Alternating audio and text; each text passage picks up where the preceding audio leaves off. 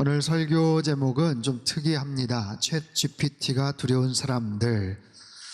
굳이 이런 제목으로 설교를 이렇게 준비할까 싶기도 했지만, 미래에 대한 여러 가지 두려움을 가장 상징적으로 표현하는 그런 용어인 것 같아서 이렇게 제목을 잡았습니다. 여러분, 챗 GPT에 대한 이야기는 이미 많이 회자되고 있고, 그에 대한 여러 가지 정보들을 여러분들도 아마 알고 있으라고 생각을 합니다. 그래도 잘 모르시는 그런 분들이 혹시 있다면 기본적으로 좀 말씀을 좀 드리도록 할게요. 미국의 오픈 AI라는 인공지능 회사에서 개발한 챗 GPT, Generative Pre-trained Transformer라는 용어인데, 이게 한국말로 번역이 조금 쉽진 않아요. 생성형 사전훈련 채팅 프로그램 또는 사전학습된 인공지능 이런 식으로 이해를 하면 됩니다. 수많은 정보와 데이터들을 기반으로 사전학습된 그런 내용들을 질문이 떨어지면 거기에 따라서 창의적이고 굉장히 구체적으로 답을 제시하는 그런 프로그램이라고 볼 수 있어요. 이미 우리들은 인터넷을 통해서 여러 가지 정보들을 검색을 해서 다양한 내용들을, 우리가 정보들을, 데이터들을 습득을 하게 되죠. 근데 이것은 굉장히 진화된 인공지능 기능이에요. 그래서 아예 사용자들이 원하는 질문에 대해서 본인이 알아보고 조합해서 그렇게 답을 제시를 합니다. 이를테면 그런 거예요. 여름 밤을 소재로 시를 한 편 써줘. 시를 써줍니다. 써줘요. 이태리 여행을 가려고 하는데 유명한 성당을 중심으로 스케줄 한번 짜줘 하면은 1일차, 2일차, 3일차 해가지고 쭉 나옵니다. 경비를 이 정도 선에서 한번 해줘. 거기에 맞춰서 또 짜줘요. 기후위기의 시대에 기독교인으로서의 역할과 책임에 대해서 글을 좀 써줘. 글 써줍니다. 대지까지 딱 나눠서. 좀 어려우니까 중학생 어휘 정도로 만들어줘봐. 그럼 또 거기에 맞춰가지고 또 글을 만들어줘요. 아주 편합니다. 한 1분 미만이면 착착착착착 답이 나와요. 근데 이게 글만이 아니에요. 사진을 보여주고 나머지 이쪽 편을 거기에 맞게 요러한 것들을 한번 만들어줘. 그러면 이 앞부분에 있는, 왼쪽에 있는 것을 기반으로 사진도 만들어주고요. 자료와 데이터만 주고 영상을 만들어줘. 얼마든지 가능합니다. PPT 만들어줘. 가능해요. 소설과 시나리오 얼마든지 써줍니다. 이러한 주인공, 출생의 비밀, 강남의 성형외과, 어쩌고 해가지고 이렇게 써줘. 이러면 거기에 맞춰가지고 여러 가지 소설도 쓰고 여러 가지 아이디어도 막 내줘요. 상상할 수 없는 기막힌 기능들이 만들어지고 아주 쉽게 활용을 할 수가 있죠. 이게 너무나도 유용하고 획기적인 기능들인데 사람들이 염려를 하는 이유는 뭘까? 챗 GPT에 대한 두려움을 한마디로 요약을 하면 사실은 미래에 대한 두려움이라고 할 수 있어요. 미래에 대한 두려움, 앞으로 어떤 시대, 어떤 사회가 펼쳐질까 하는 것에 대한 염려와 두려움이죠. 근데 여러분 보십시오. 미래에 대한 염려, 두려움이 꼭 챗 GPT만이겠어요? 요즘 뉴스를 보기가 굉장히 겁이 납니다.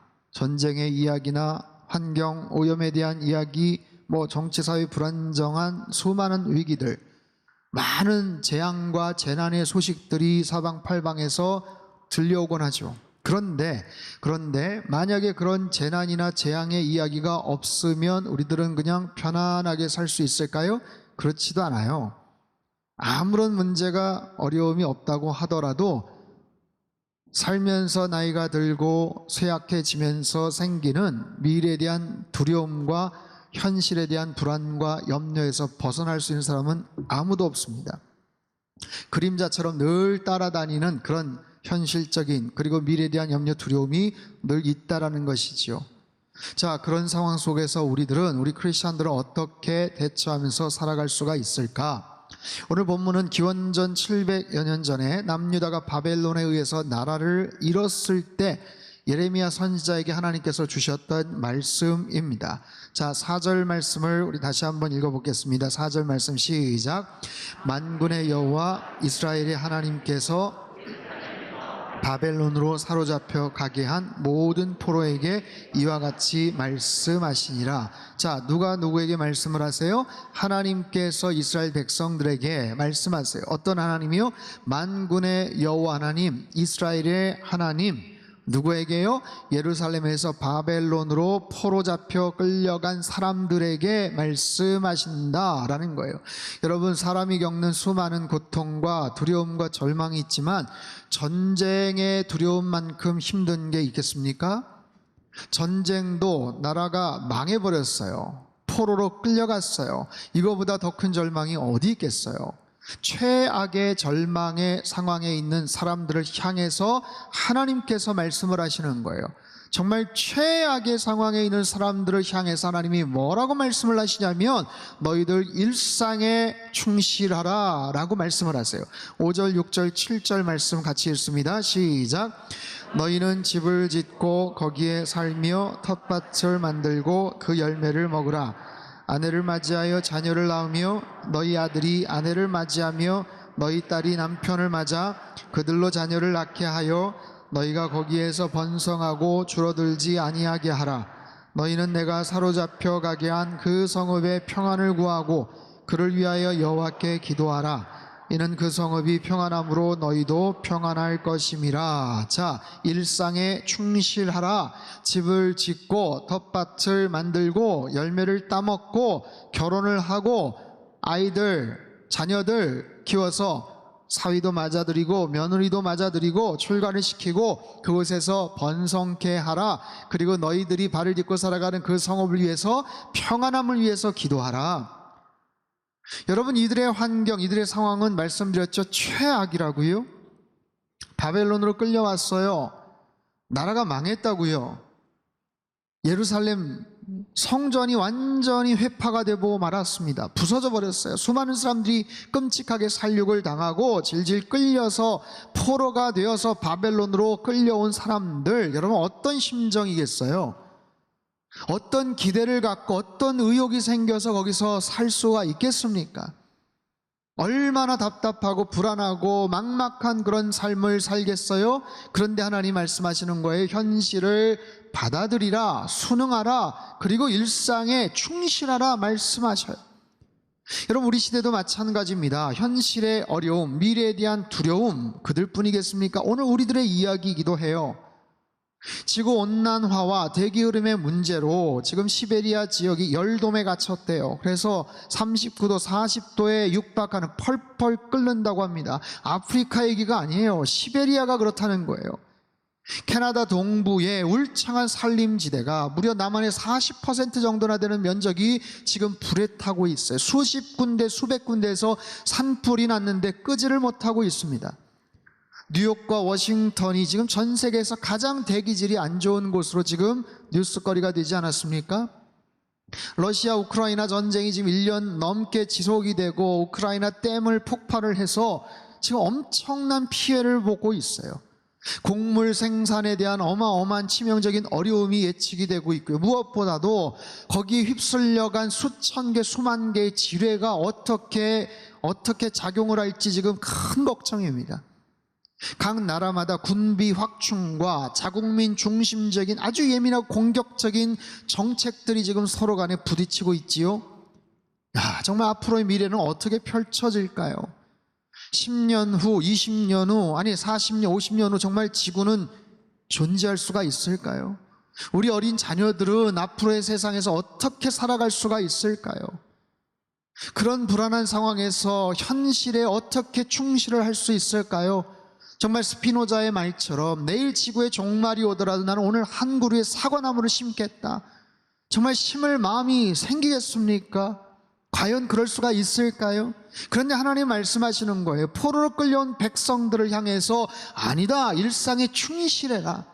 너희들 포기하거나 절망하지 말고 이상한 허상에 사로잡혀 들뜨지 말고 현실에 충실해라.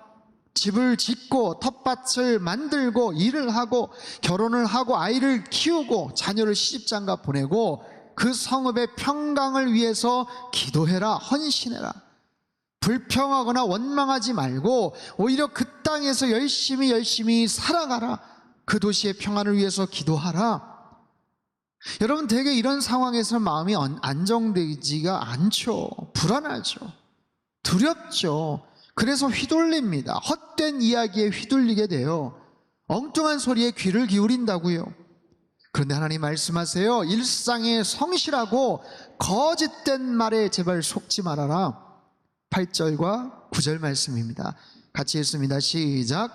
만군의 여호와 이와 같이 말하노라. 너희 중에 있는 선지자들에게와 점쟁이에게 미혹되지 말며 너희가 꾼 꿈도 고지 듣고 믿지 말라. 내가 그들을 보내지 아니하였어도 그들이 내 이름으로 거짓을 예언함이라 여호와의 말씀이니라. 거짓 선지자들, 점쟁이들, 사람들이 쫓아가서 자꾸만 이야기를 듣는다는 거예요. 사람들을 미혹시킨다는 거예요. 헛된 이야기를 듣고 미혹당하고 심지어 너희들이 꾼 꿈도 믿지 말아라. 자신의 꿈에 대해서 확신을 하거나 이상한 의미 부여할 필요가 없다라는 거예요.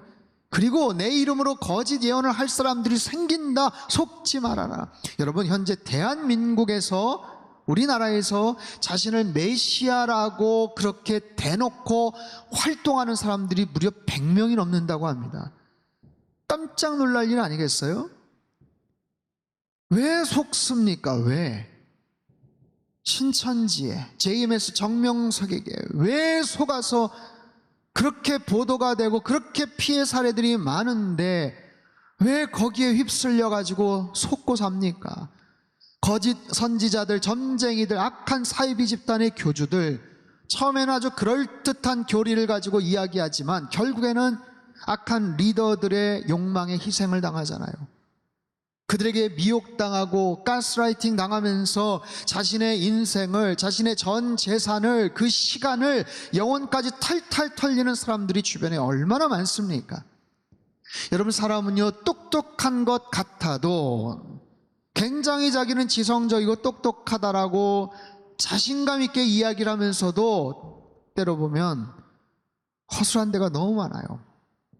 어리석은 결정과 행동들이 얼마나 많은지 몰라요.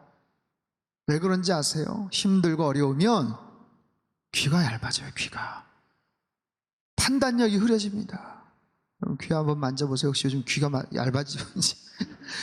균형 감각을 잃게 되고 누가 뭐 한마디 하면 그냥 솔깃해가지고 따라갑니다. 우선순위를 놓치게 됩니다.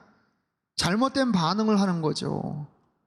여러분, 이건 너무 당연한 얘기고 뻔한 얘기지만 내가 어떻게 반응을 하느냐, 여러분, 인생은 반응이에요.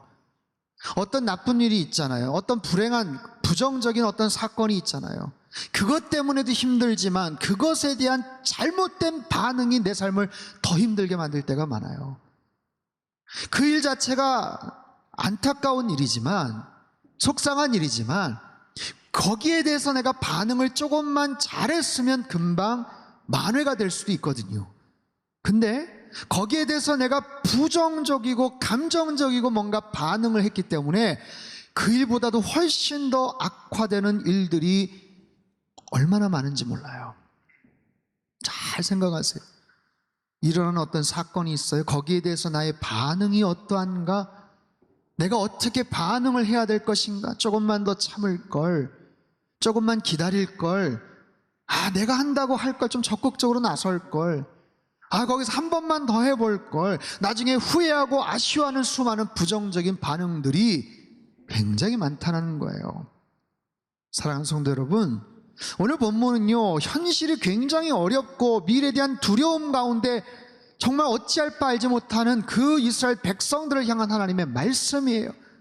또한 이 시대, 오늘 이 자리에서 여러분 가운데도 비슷한, 그 정도는 아니어도 정말 속상하고 마음이 정말 답답한 그런 과정 가운데 있는 분들에게 주님께서 하시는 말씀이 뭐예요? 너의 일상에 충실해라. 너 상황이 그렇다고 대충 넘어가지 마라. 일상에 충실해라. 그리고 거짓된 말에 제발 좀 속지 말아라. 그리고 잘못된 행동 반응하지 말아라. 악인의 꾀를 쫓지 말고 꼭 해야 될 아주 긍정적이고 중요한 영적 반응을 취하라. 그게 뭐예요? 하나님을 신뢰하라는 거예요. 10절과 11절 말씀 같이 읽습니다. 시작. 여호와께서 바벨론에서 70년이 차면 내가 너희를 돌보고 나의 선한 말을 너희에게 성취하여 너희를 이곳으로 돌아오게 하리라. 여호와의 말씀이니라. 너희를 향한 나의 생각을 내가 아나니 평안이요 재앙이 아니니라. 너희에게 미래와 희망을 주는 것이니라. 아멘. 자, 바벨론에서 70년이 차면, 70년이 지나면 내가 너희를 돌봐줄 거야. 내가 약속한 대로 너희들을 이곳으로 돌아오게 할 거야. 너희 고향 땅으로 가게 할 거야. 자, 표준 세번역은 이렇게 번역을 합니다. 10절 말씀 같이 읽습니다. 시작. 나 주가 분명히 말한다. 70년을 다 채우고 나면 내가 너희를 돌아보아 너희를 이곳으로 다시 데리고 오기로 한 나의 은혜로운 약속을 너희에게 그대로 이루어 주겠다. 아멘. 하나님께서 어찌어찌 하시다 보니 70년 후의 일을 지금 예측해서 말씀하시는 게 아니에요. 내가 깜짝 놀라겠네. 70년 후에 이런 일 벌어져. 내가 너희들한테 진짜 얘기해 주는 거야. 여러분, 그런 차원의 얘기가 아니고요, 70년 후에 어떤 일들을 하나님이 만들어 가신다는 거예요. 하나님께서 하나님의 주도적인, 하나님의 섭리하에서 계획하에서 그 모든 일들을 하나님께서 만들어 가신다는 거예요. 여러분, 역사는 하나님의 손안에 있는 줄로 믿습니다. 여러분, 저와 여러분의 내일, 미래는 하나님의 손안에 있는 줄로 믿습니다. 우리는요 7일 후의 일도 몰라요. 7일이 뭐예요? 7분 후의 일도, 아니 7초 후의 일도 몰라요. 하지만 하나님께서는 70년 후의 일을 아실 뿐만 아니라 그 사건을 만들어 가신다라고 약속하세요. 그러니 평안하라, 안심하라, 걱정하지 마라. 너희를 향한 나의 생각은 재앙이 아니고 평안이야, 평안. 미래와 소망을 주려 하는 것이니 나를 신뢰하라 말씀하세요. 사랑하는 성도 여러분, 여러분은 지금 어떤 길을 걸어가고 계십니까? 우리는 과연 어떤 미래를 맞이하게 될까요? 수많은 염려, 근심, 걱정, 두려움이 있습니다. 여러분, 개인적인, 가정적인 여러 가지 어려움들이 있을 거예요. 지구 환경을, 시베리아 상황을 걱정하기커녕 당장 내 앞에 지금 놓여있는 재정 문제, 건강 문제, 우리 자녀들의 진로 문제, 취업 문제, 발등에 떨어진 이 불을 어떻게 꺼야 되는지에 대한 염려가 늘 가득 차지 않습니까? 그런데 하나님은 말씀하세요. 너희를 향한 나의 생각은 내가 알아. 그게 뭔지 가르쳐줘? 재앙이 아니라니까. 평안이고 너희 미래의 소망을 주려 하는 거야. 그러니 아무것도 두려워하지 말아라, 염려하지 말아라. 하나님을 신뢰하고 하나님께 더 가까이 나아가서 간절하게 기도하고 나를 찾으라 말씀하세요. 12절 13절 말씀 우리 큰 소리로 같이 한번 읽겠습니다. 시작. 너희가 내게 부르짖으며 내게 와서 기도하면 내가 너희들의 기도를 들을 것이요 너희가 온 마음으로 나를 구하면 나를 찾을 것이요 나를 만나리라. 아멘. 무엇을 하라고요? 기도하라고요. 무엇을 하라고요? 찾으라고요. 근데 건성으로 하지 말고 일상에 충실하라, 성실하라 하신 것처럼, 어떤 반응이 중요하냐 말씀하신 것처럼 하나님과의 관계에서 어떻게 반응을 하느냐. 기도요? 기도했었죠. 그런데 간절하게 기도해봐. 부르짖고 기도 좀 해봐. 하나님 찾았죠. 근데 온 마음으로 하나님을 찾으라는 거예요. 그런 모습으로 하나님 앞에 나오라. 그러면 내가 응답해주고 너를 만나게 할 것이다. 그리고 가장 중요한 약속 14절 말씀입니다. 같이 한번 읽습니다. 시작. 이것은 여호와의 말씀이니라.